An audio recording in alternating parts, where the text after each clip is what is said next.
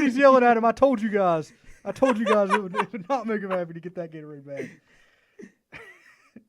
There you have it. What Your a game. 2026 national champions, Indiana Hoosiers, 27-21 over the Miami Hurricanes. And just like Carson Beck does, no handshake, put the helmet on, go hide, and run in the locker room. As he does. Beck. Well, yeah, now he's got to get real jobs like the rest of us. Yeah. Probably one of my least favorite quarterbacks I've ever seen play football. And, just makes me happy to see him go out like that, to be honest with you. You and the rest of Athens, Georgia. Not to be a hater or anything, but just one of the most unlikable people on the planet. And to see him throw an interception and lose a game and then go cry about it in the locker room does bring me a little bit of joy. Probably more joy than seeing Kurt Signetti win, which, everybody likes I don't Kurt know. Signetti. I'm really happy for this guy. Nah, I'm really happy for this program. Kurt Signetti's a cool guy, but Carson Beck, not cool. Unbelievable game. I mean, these teams definitely deserve their spot in the championship, and I think the better team did end up winning it. I think Indiana was unreal this season. Insane, yeah. Unbelievable from this Indiana team. Unbeatable. Shout out to Miami for giving them a contest, though. Miami came in and they played a put really themselves. They gave themselves an opportunity to win this game at the very end, and I respect that. I think Carson Beck, of course, did what Carson Beck does, though. Yep. And I was hoping that he would have made it a little bit closer. You just hate to end the game on a game-stealing interception. But, that's been the story of Indiana all season is that defense. Yeah. And they've been able to make plays when it mattered most, and they end the game right there making a play. A great game, but, really no doubt on who the better football team on the field was at all times. Indiana goes up in the first quarter. Never looks back. Gets a 6-point win. They were 7.5-point favorites. They say good teams win, great teams cover. It's a little maybe Indiana is fraudulent after all. I don't know. 2019 LSU always covered. Look, guys. National championship is over, and I think I want us to go around the table one last time. Tell me, what's your biggest takeaway from this college football season as a whole? We'll go around the table. We'll start with you, Aiden. It's a tough question right there. My biggest takeaway that I'm going to go with is that this is probably the least talented team to win a national championship in the last 20-ish years, 30-ish years.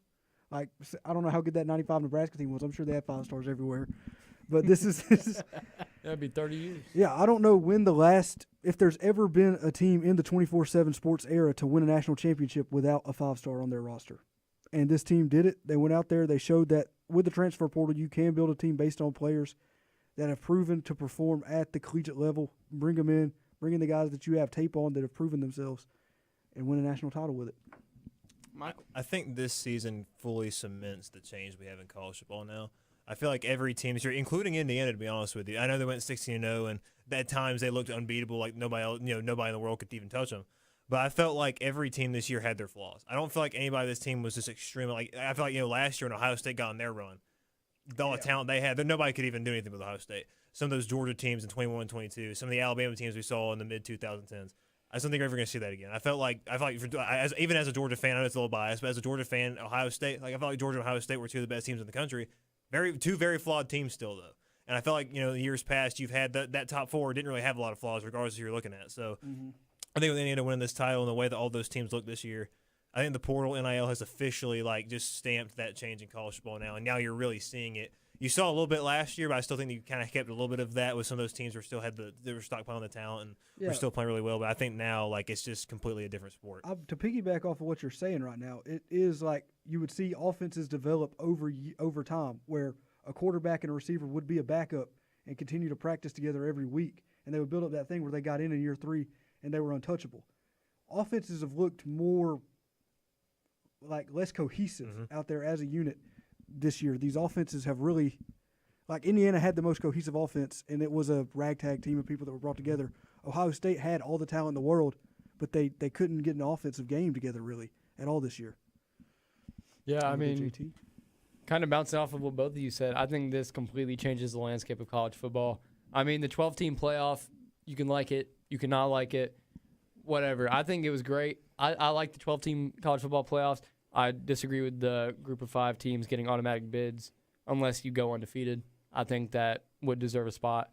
But, I mean, overall, I think it was a really good season.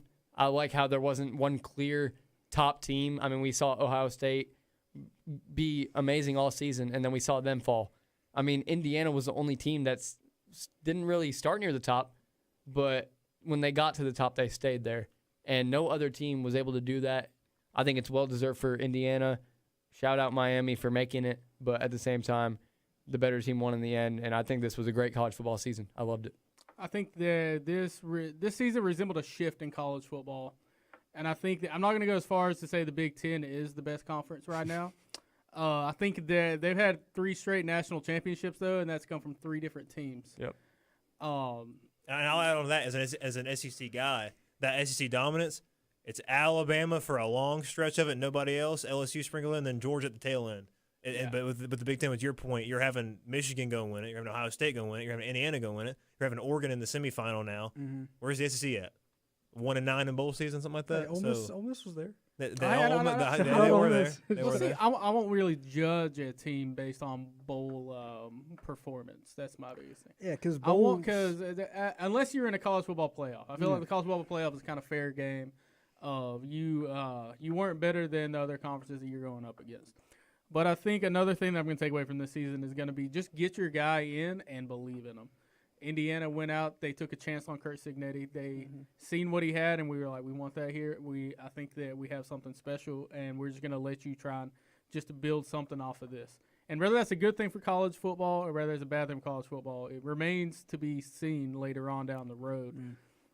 Right now, it feels really good because this was – it sounds weird to call them a Cinderella story, but this was really a Cinderella story in the fact of this was a team 2 years ago that was, again, the worst team in FBS football throughout the entirety of college football. And Kurt Signetti comes in here and he makes that turnaround in just 2 seasons. Well, they won 11 games last year, and people called Kurt Signetti a fraud after he lost to Notre Dame. I didn't call him a fraud.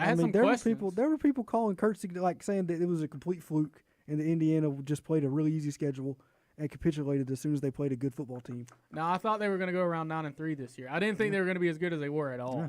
I thought Illinois was going to be this year's Indiana at the beginning of the year, and then obviously the Indiana. And then Indiana proved that they were not. I was into that. What an awful thing to admit on a college sports show. It was even worse on the tailgate show that day. I picked Illinois emphatically over Indiana, and then it was a 63-10 beatdown. So from that moment, you could tell that Indiana was the best team in college football. Like, it never did make it to public for my Final Four that I had for the semifinals in my preseason. But if you want to know my preseason semifinal games, they're going to be Penn State, Clemson, Texas, and LSU. Shoot. So I swung at all 4 and I missed. Yeah, it was awful. I think I had Miami making it pretty far. I don't think I had them winning the whole thing, but I definitely had them going to the semifinals. They were one of my 4 teams. I've been preaching this Indiana team since day one. Even when I thought Fernando Mendoza was named Francisco Mendoza. First season of the playbook. He said Fernando Mendoza was the best. And I said he transformed this team into a national title contender on the playbook. Episode 1, I think it was. Episode 1 of season 3. Episode 1 of season 3, I watched Fernando Mendoza go and win a national title. All right, guys. All knowledge confirmed. It's been great covering this college football season for you guys here on the playbook. I know Jackson isn't here, but I know that he's had a really fun time covering the season as well. What about Joey Prater? And Joey as well, talking about our Army. We have to give our armed forces a little bit of love, and shout out to Joey for doing that for us. And Michael for a few episodes. We're glad to have you on full time for this season of it. And I think that's going to wrap it up here. I'm Brandon Dyer, Aiden Abey, JT Groves, Michael Miller, and this has been the Playbook College Football National Championship 2026. Let's go!